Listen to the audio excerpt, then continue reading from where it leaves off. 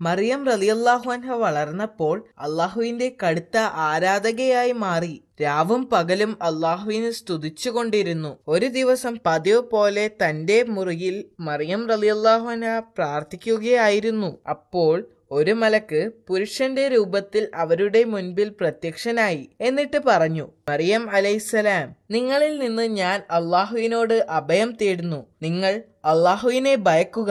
ഞാൻ നിങ്ങളുടെ നാഥനിൽ നിന്നുള്ള ഒരു ദൂതനാണ്. നിങ്ങൾക്ക് ധർമ്മിഷ്ഠനായ ഒരു കുഞ്ഞിനെ നൽകാൻ അയക്കപ്പെട്ടവനാണ്. അവൻ പാപങ്ങളിൽ നിന്ന് വിശുദ്ധനായിരിക്കും. അപ്പോൾ അവർ വളരെ ശാന്തമായി അവരോട് ചോദിച്ചു, എന്നെ ഒരു പുരുഷൻ തൊടുക പോലും ചെയ്യാതെ എനിക്കെങ്ങനെ ഒരു മകനുണ്ടാവും? അത് അള്ളാഹുവിന് വളരെ എളുപ്പമാണ്. അള്ളാഹു ജനങ്ങൾക്ക് ഒരു ദൃഷ്ടാന്തമായിരിക്കാൻ വേണ്ടിയാണ് അവനെ സൃഷ്ടിക്കുന്നത്. അള്ളാഹുവിന്റെ ശക്തിയുടെ മേലുള്ള അടയാളവും. മലക്ക് സന്ദർശിച്ചപ്പോൾ മുതൽ അവർക്ക് മാനസിക സമ്മർദ്ദവും ഉണ്ടായി. ദിവസങ്ങൾ കടന്നു പോകുന്തോറും അത് വർദ്ധിച്ചു വന്നു. ഒരു ഭർത്താവില്ലാതെ അവർക്കെങ്ങനെ ഒരു കുഞ്ഞിനെ പ്രസവിക്കാനാവും? മാസങ്ങൾ കഴിയും തോറും മാനസിക സമ്മർദ്ദം അധികകാലം താങ്ങാൻ അവർക്ക് കഴിഞ്ഞില്ല. അങ്ങനെ അവർ അവിടം ഉപേക്ഷിച്ച് പോകാൻ തീരുമാനിച്ചു. അങ്ങനെ അവർ ജനിച്ച നഗരമായ നസ്രത്തിലേക്ക് യാത്ര തിരിച്ചു. അവിടെ മറിയം റളിയല്ലാഹു അൻഹ ജനങ്ങളിൽ നിന്നകന്ന് ഒരു ചെറിയ കുടിലിൽ താമസിച്ചു. പക്ഷേ ഭയവും ഉത്കണ്ഠയും അവരെ വിട്ടുപോയില്ല. മാസങ്ങൾ കഴിയും തോറും മാനസിക സമ്മർദ്ദം മറിയം റളിയല്ലാഹു അൻഹയ്ക്ക് താങ്ങാൻ കഴിയാതെയായി. അവർ അവിടെ നിന്നും നിറവയറുമായി എങ്ങോട്ടെന്നില്ലാതെ വീണ്ടും യാത്ര തിരിച്ചു. അവർ അധിക ദൂരം എത്തുന്നതിന് മുൻപായി തന്നെ അവർക്ക് പ്രസവ വേദനയുണ്ടായി. അവർ ഒരു ഉണങ്ങിയ ഈന്തപ്പനയുടെ താഴെയിരുന്നു. അവിടെ വെച്ച് അവർ ഒരു ആൺകുഞ്ഞിനെ പ്രസവിച്ചു. മറിയം റളിയല്ലാഹു അൻഹ ആ കുഞ്ഞിന്റെ മനോഹരമായ മുഖത്തേക്ക് നോക്കിയപ്പോൾ അവർക്ക് വിഷമമുണ്ടായി. പിതാവില്ലാത്ത ഈ കുഞ്ഞിനെ ഞാൻ എങ്ങനെ ഈ ലോകത്തേക്ക് കൊണ്ടുപോകും? പെട്ടെന്ന് ഒരു മലക്കിന്റെ ശബ്ദം കേട്ടു. ദുഃഖിക്കാതിരിക്കുക, ആ ശബ്ദം പറഞ്ഞു. അള്ളാഹു നിങ്ങൾക്ക് താഴെ ഒരു നദി സൃഷ്ടിച്ചിട്ടുണ്ട്. നിങ്ങൾക്ക് മുൻപിലുള്ള ഈ മരം കുലുക്കുക. അപ്പോൾ പാകമായ പഴങ്ങൾ താഴെ വീഴും. അത് കഴിക്കുകയും വെള്ളം കുടിക്കുകയും ചെയ്യുക. അപ്പോൾ നിങ്ങൾക്ക് നഷ്ടപ്പെട്ട ശക്തി തിരിച്ചു കിട്ടും. അള്ളാഹുവിങ്കിൽ നിന്നുള്ള അനുഗ്രഹമാകുന്നു അത്. അവർ പുഴയിൽ നിന്ന് വെള്ളം കുടിക്കുകയും പഴുത്ത ഈന്തപ്പഴങ്ങൾ കഴിക്കുകയും ചെയ്തു. കുറച്ചു കഴിഞ്ഞ് അള്ളാഹുവിന്റെ അത്ഭുതത്താൽ അവർക്ക് ആശ്വാസം ലഭിക്കുകയും ചെയ്തു. അവർ എഴുന്നേറ്റ് നഗരത്തിലേക്ക് മടങ്ങി പോവാൻ തീരുമാനിച്ചു. എങ്കിലും അവരുടെ മുഖത്ത് ഭയമുണ്ടായിരുന്നു. ജനങ്ങളോട് എന്താണ് പറയുക? അവർ ചിന്തിച്ചു. അപ്പോഴാണ് മറ്റൊരത്ഭുതം സംഭവിച്ചത്. മാതാവിന്റെ ഭയം മനസ്സിലാക്കി ഏതാനും മണിക്കൂറുകൾക്ക് മുൻപ് ജനിച്ച ആ കുഞ്ഞ് സംസാരിക്കാൻ തുടങ്ങി. കുട്ടി പറഞ്ഞു, നിങ്ങൾ ആരെങ്കിലും കണ്ടുമുട്ടിയാൽ അള്ളാഹുവിന് വേണ്ടി വ്രതമെടുത്തിരിക്കുകയാണെന്നും അവരോട് പറയണമെന്നും ആ കുഞ്ഞ് പറഞ്ഞു. ഇത് കേട്ട് മറിയം റളിയല്ലാഹു അൻഹ അത്ഭുതപ്പെട്ടു. അതോടെ മറിയം റളിയല്ലാഹു അൻഹയ്ക്ക് ആശ്വാസം തോന്നുകയും അവർ നഗരത്തിലേക്ക് തിരിച്ചു പോവുകയും ചെയ്തു. അവർ പ്രതീക്ഷിച്ചതുപോലെ അവരുടെ കൈകളിൽ ഒരു കുഞ്ഞുമായി നഗരത്തിൽ എത്തിയപ്പോൾ ജനങ്ങൾ ജിജ്ഞാസയായി. അവർ അവരോട് ദേഷ്യപ്പെട്ടു. നിങ്ങൾ ഒരു വലിയ പാപം ചെയ്തിരിക്കുന്നു. ജനങ്ങൾ അവരെ ശാസിച്ചു. എന്നാൽ അവർ ശാന്തത പാലിച്ചു. അവരുടെ വിരൽ ചുണ്ടുകളിൽ വെച്ച് അവർക്ക് സംസാരിക്കാൻ കഴിയില്ലെന്ന് ആംഗ്യ ഭാഷയിലൂടെ കുഞ്ഞിനെ ചൂണ്ടിക്കൊണ്ട് പറഞ്ഞു. ജനങ്ങൾ രോഷാകുലരായി. ഞങ്ങൾ എങ്ങനെ ഈ കുഞ്ഞിനോട് സംസാരിക്കും? എന്നാൽ ജനങ്ങളെയെല്ലാം അമ്പരിപ്പിച്ചുകൊണ്ട് ആ കുഞ്ഞ് സംസാരിക്കാൻ തുടങ്ങി. കുട്ടി സംസാരിക്കാൻ തുടങ്ങിയപ്പോൾ ജനങ്ങൾ അമ്പരന്നു. കുട്ടി മെല്ലെ സംസാരിച്ചു. ഞാൻ ദൈവത്തിന്റെ അടിമയാണ്. അള്ളാഹു എനിക്ക് വേദഗ്രന്ഥം നൽകുകയും എന്നെ അവൻ പ്രവാചകനാക്കുകയും ചെയ്തിരിക്കുന്നു. പ്രവാചകത്വം ലഭിച്ചതിനു ശേഷം എനിക്ക് അള്ളാഹു ജന്മം നൽകി. കുഞ്ഞ് സംസാരിച്ചു കൊണ്ടിരുന്നപ്പോൾ ആളുകൾ ആശ്ചര്യത്തോടെ നോക്കിയിരുന്നു. ഇതൊരു അസാധാരണ കുഞ്ഞാണെന്നും ഇത് അള്ളാഹുവിന്റെ ശക്തിയാണെന്നും ആളുകൾ മനസ്സിലാക്കി. ഇതറിഞ്ഞ് ജൂത പുരോഹിതന്മാർക്ക് ആ കുഞ്ഞ് ജീവിച്ചിരിക്കുന്നത് അപകടമാണെന്ന് അവർ മനസ്സിലാക്കി. ആളുകളെല്ലാം അള്ളാഹുവിനെ ആരാധിക്കാൻ തുടങ്ങുകയും അത് അവരുടെ നിലനിൽപ്പിന് ഭീഷണിയാകുമെന്നും അവർ ഭയപ്പെട്ടു. മാത്രമല്ല ജനങ്ങളുടെ മേലുള്ള അവരുടെ ആധിപത്യം അവർക്ക് നഷ്ടമാകുമെന്ന് അവർ ഭയപ്പെട്ടു. ഈസാ നബി വളരുന്നതിനനുസരിച്ച് അദ്ദേഹത്തിന്റെ പ്രവചന ശക്തിയും വളർന്നു. അത്താഴത്തിന് അദ്ദേഹത്തിന്റെ കൂട്ടുകാർ എന്താണ് ഭക്ഷണം കഴിക്കാൻ പോകുന്നത് എന്നും അവർ ഒളിച്ചു വച്ചിരിക്കുന്നത് എവിടെയാണെന്നും അദ്ദേഹത്തിന് പറയാൻ കഴിയുമായിരുന്നു. അദ്ദേഹത്തിന് 12 വയസ്സുള്ളപ്പോൾ അദ്ദേഹം തന്റെ മാതാവിനോടൊപ്പം ജെറുസലേമിലേക്ക് പോയി. അവർ അവിടെ ഒരു പ്രാർത്ഥനാലയത്തിൽ എത്തിയപ്പോൾ മറിയം റളിയല്ലാഹു അൻഹയുടെ പിടിവിട്ട് ഈസാ നബി അവിടെ ചുറ്റിത്തിരിഞ്ഞു. അങ്ങനെ അദ്ദേഹം അവിടെ ഒരു മുറിയിൽ പ്രവേശിച്ചു. അവിടെ കുറെ ആളുകൾ ഒരു പുരോഹിതന്റെ പ്രഭാഷണം കേൾക്കുകയായിരുന്നു. കുറച്ചു നേരം അവരുടെ പ്രഭാഷണം ശ്രദ്ധിച്ച ശേഷം അദ്ദേഹം എഴുന്നേറ്റ് നിന്ന് ചോദ്യങ്ങൾ ചോദിക്കുവാനും അഭിപ്രായങ്ങൾ പറയാനും തുടങ്ങി. പഠിപ്പിച്ചുകൊണ്ടിരുന്ന പുരോഹിതന് അദ്ദേഹത്തിന്റെ ചോദ്യങ്ങളിൽ അസ്വസ്ഥനായി. കാരണം അവർക്ക് അതിനുള്ള ഉത്തരം നൽകാനാവില്ലായിരുന്നു. അങ്ങനെ ഈസാ അലൈഹിസ്സലാം വളർന്നൊരു പുരുഷനായി മാറി. ഒരു ദിവസം അവരുടെ പുണ്യദിനമായ സാബത്തിന്റെ ദിവസം, ആ ദിവസം പ്രാർത്ഥനയ്ക്ക് വേണ്ടിയുള്ളതായിരുന്നു. പ്രവാചകൻ മൂസ അലൈഹിസ്സലാം ശനിയാഴ്ച ദിവസങ്ങളിൽ പള്ളിയിൽ വന്ന് അള്ളാഹുവിനെ ആരാധിക്കുവാൻ നിർദ്ദേശിച്ചിരുന്നു. എന്നിരുന്നാലും സാബത്തിന്റെ പുറകെയുള്ള ഭക്തിയെല്ലാം ഇപ്പോൾ കുറെ നാളായി ഇല്ലായിരുന്നു. പുരോഹിതന്മാർ 100 കണക്കിന് കാര്യങ്ങൾ നിയമവിരുദ്ധമായി ചെയ്തിരുന്നു. മരിക്കാൻ കിടക്കുന്ന ഒരു രോഗി ഡോക്ടറെ വിളിക്കുന്നതും വെളിച്ചത്തിനോ ചൂടിനോ വേണ്ടി തീ കത്തിക്കുന്നതുമെല്ലാം ആ ദിവസം വിലക്കുമായിരുന്നു. പക്ഷേ പ്രവാചകൻ അവരുടെ നിയമങ്ങൾ പാലിച്ചില്ല. ഒരു ദിവസം അദ്ദേഹം പള്ളിയിലേക്ക് പോകുന്ന വഴി വിശക്കുന്ന ഒരു കുട്ടിക്ക് പഴങ്ങൾ പറിച്ചു കൊടുത്തു. ഇത് കണ്ട പുരോഹിതന്മാർ ദേഷ്യം കൊണ്ട് മുഖം ചുളിച്ചു. അത് സാബത്തിന്റെ നിയമത്തിന് എതിരായിരുന്നു. വൃദ്ധയായ ഒരു സ്ത്രീക്ക് തണുപ്പിൽ നിന്ന് രക്ഷ നേടാൻ അദ്ദേഹം തീ കത്തിച്ചു കൊടുത്തു. ഇത് സാബത്ത് നിയമത്തിന്റെ മറ്റൊരു ലംഘനമായി കണക്കാക്കപ്പെട്ടിരുന്നു. ഒടുവിൽ പ്രവാചകൻ ആരാധനാലയത്തിൽ എത്തിയപ്പോൾ അമ്പരന്നുപോയി. 20,000-ലധികം പുരോഹിതന്മാർ അതിനകത്തുണ്ടായിരുന്നു. എല്ലാവരും ആരാധനാലയത്തിൽ നിന്ന് മാത്രം സമ്പാദിച്ച് ജീവിക്കുന്നവരായിരുന്നു. സന്ദർശകരെക്കാൾ കൂടുതൽ പുരോഹിതന്മാരാണെന്നറിഞ്ഞപ്പോൾ പ്രവാചകൻ അത്ഭുതപ്പെട്ടു.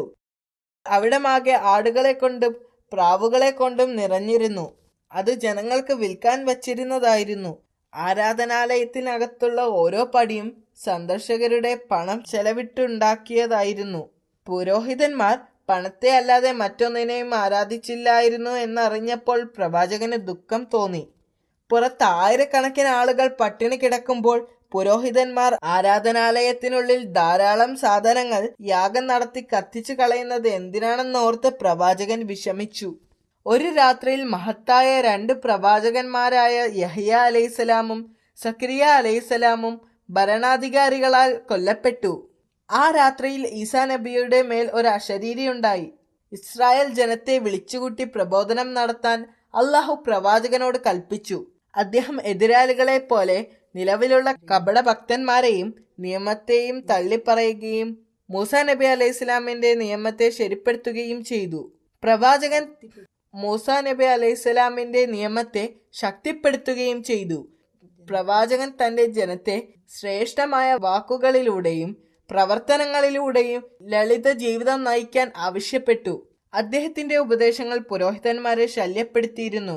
ജനങ്ങളുടെ മുന്നിൽ അദ്ദേഹത്തെ തരം താഴ്ത്താനും അദ്ദേഹത്തിന്റെ വാക്കുകൾ മൂസാ നബിയുടെ നിയമത്തിന് എതിരാണെന്ന് ജനങ്ങളെ തെറ്റിദ്ധരിപ്പിക്കാനും അവർ തീരുമാനിച്ചു.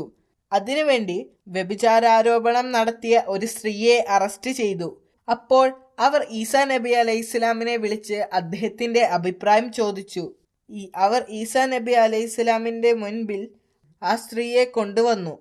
വ്യഭിചാരിയെ കല്ലെറിയാൻ നിയമം നിർദ്ദേശിക്കുന്നില്ലേ എന്ന് ചോദിച്ചു. അതെ, പ്രവാചകൻ പറഞ്ഞു. എങ്കിൽ ഈ സ്ത്രീ ഒരു വ്യഭിചാരിയാണ്, ഒരു പുരോഹിതൻ പറഞ്ഞു. അദ്ദേഹം പുരോഹിതന്മാരെയും ജനത്തെയും നോക്കി. അന്നത്തിനു വേണ്ടി തെറ്റ് ചെയ്ത ഈ സ്ത്രീയേക്കാൾ വലിയ പാപികളാണവരെന്ന് പ്രവാചകൻ അറിയാമായിരുന്നു. അദ്ദേഹം ജനങ്ങളുടെ നേരെ പുഞ്ചിരിയോടെ നോക്കി ഉച്ചത്തിൽ പറഞ്ഞു, നിങ്ങളിൽ പാപം ചെയ്യാത്തവർ അവളെ കല്ലെറിയട്ടെ. എന്നാൽ ചുറ്റും നിന്ന ആളുകൾ ഒന്നും മിണ്ടുന്നില്ല. ആരും അവളെ കല്ലെറിയാൻ ധൈര്യപ്പെട്ടില്ല. പ്രവാചകൻ അവിടെ നിന്ന് ഇറങ്ങിയപ്പോൾ ആ സ്ത്രീ അദ്ദേഹത്തെ പിന്തുടർന്നു. എന്നിട്ട് അവരുടെ കയ്യിലുള്ള സുഗന്ധത്തൈലം പുറത്തെടുത്തു. നബിയുടെ മുൻപിൽ മുട്ടുകുത്തി അവൾ ആ സുഗന്ധത്തൈലം പ്രവാചകന്റെ വസ്ത്രത്തിലും കാൽപാദത്തിലും പൂശുകയും അവളുടെ കണ്ണീര് കൊണ്ട് അദ്ദേഹത്തിന്റെ കാൽപാദങ്ങൾ കഴുകുകയും അവരുടെ മുടി കൊണ്ട് അത് തുടയ്ക്കുകയും ചെയ്തു. അദ്ദേഹം അവളെ പിടിച്ചെഴുന്നേൽപ്പിച്ചു. അപ്പോൾ പ്രവാചകൻ മുകളിലേക്ക് നോക്കിക്കൊണ്ട് ഇങ്ങനെ പ്രാർത്ഥിച്ചു: എന്റെ നാഥ, അവൾ ചെയ്ത പാപങ്ങൾ നീ ക്ഷമിക്കണമേ.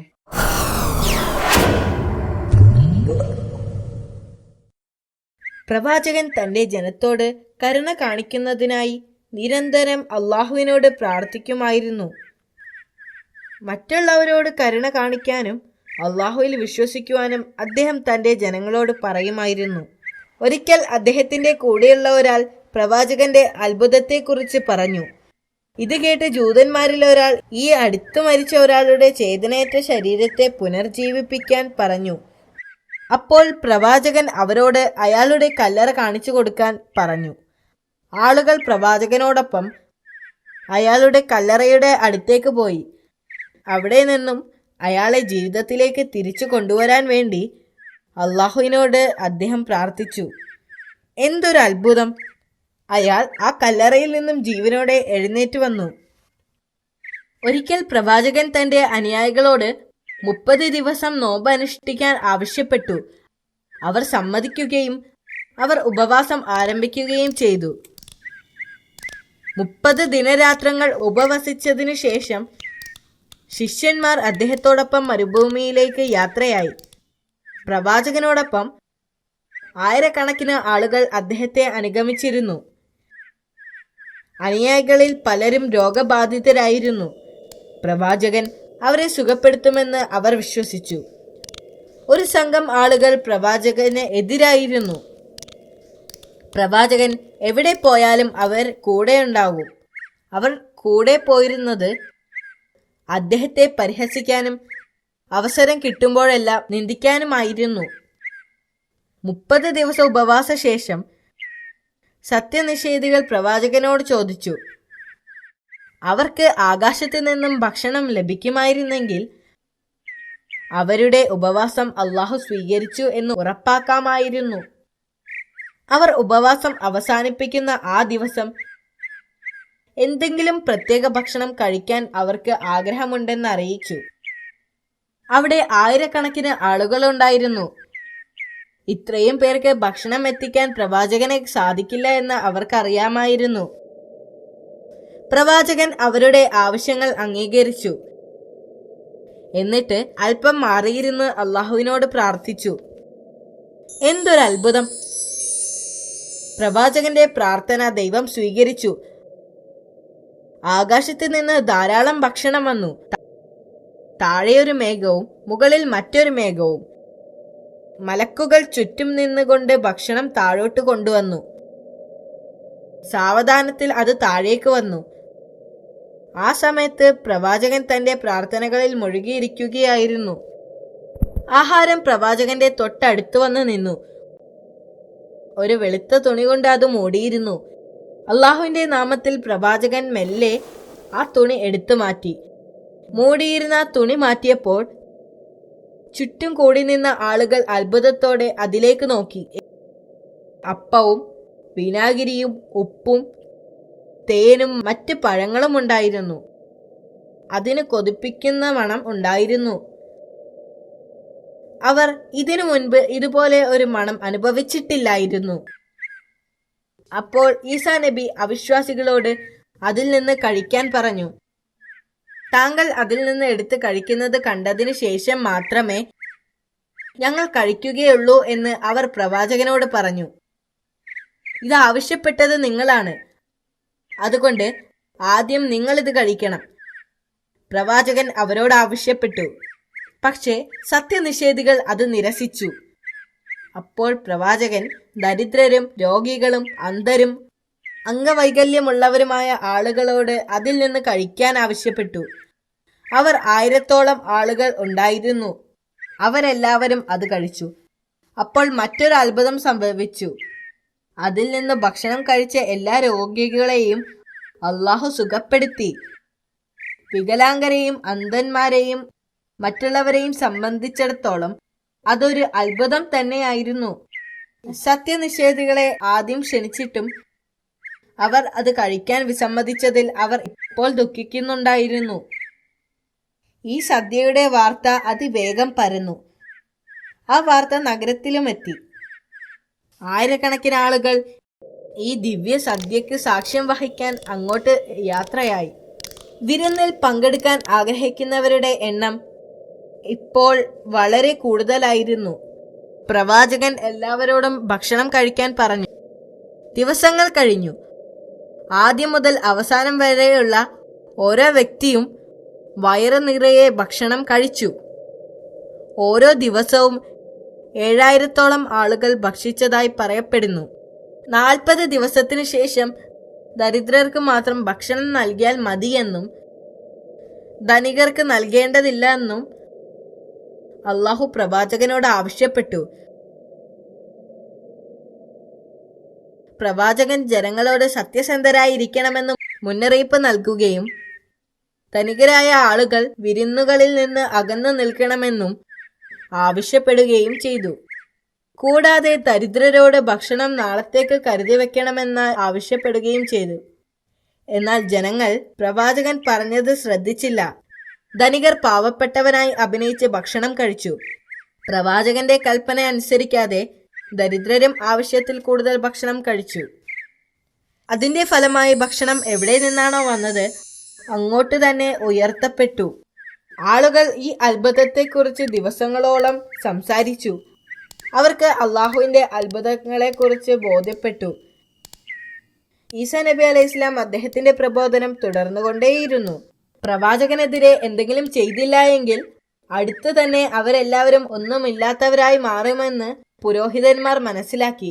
അതുകൊണ്ട് ഈസാ നബിയുടെ അത്ഭുതങ്ങൾ മൂസാ നബിയുടെ നിയമത്തിന് എതിരാണെന്നും മാത്രമല്ല അത് ചെകുത്താന്റെ പണിയാണെന്നും പറഞ്ഞു പരത്തി. എന്നിട്ടും അവർക്ക് പ്രവാചകന്റെ പ്രബോധനം നിർത്താൻ സാധിച്ചില്ല. അതിൽ കോപിതരായ അവർ അദ്ദേഹത്തെ കൊല്ലാൻ തീരുമാനിച്ചു. അതിനുവേണ്ടി മുഖ്യ പുരോഹിതന്മാർ ഒരു രഹസ്യ യോഗം ചേർന്നു. പ്രവാചകനെ കൊല്ലുന്നതിന് ഏറ്റവും നല്ല മാർഗം തിരഞ്ഞെടുക്കുന്നതിനു വേണ്ടിയായിരുന്നു ആ യോഗം. പുരോഹിതന്മാരെല്ലാം ചേർന്ന് റോമൻ ഗവർണറുടെ അടുത്ത് ചെന്ന് റോമൻ സാമ്രാജ്യത്തിനെതിരായി ഈസാ നബി ഗൂഢാലോചന നടത്തുന്നതായി അറിയിച്ചു. അദ്ദേഹത്തിനെതിരെ ഉടനടി നടപടിയെടുക്കണമെന്നും ആവശ്യപ്പെട്ടു. പരിശുദ്ധ ഖുർആനിൽ അല്ലാഹു സുബ്ഹാനഹു തആല അദ്ദേഹത്തെ ഉന്നത പദവിയിലെത്തിച്ചതായി പറയുന്നു. ഇസ്രായേൽ ജനതയ്ക്ക് അദ്ദേഹത്തെ കൊല്ലുവാനോ ക്രൂശിക്കുവാനോ അനുവദിച്ചില്ല. എന്താണ് സംഭവിച്ചത് എന്നാൽ ഇസ്രായേലുകാർ പ്രവാചകനാണെന്ന് തെറ്റിദ്ധരിച്ച് മറ്റൊരാളെ അറസ്റ്റ് ചെയ്യുകയും കുരിശിലേറ്റുകയും ചെയ്തു.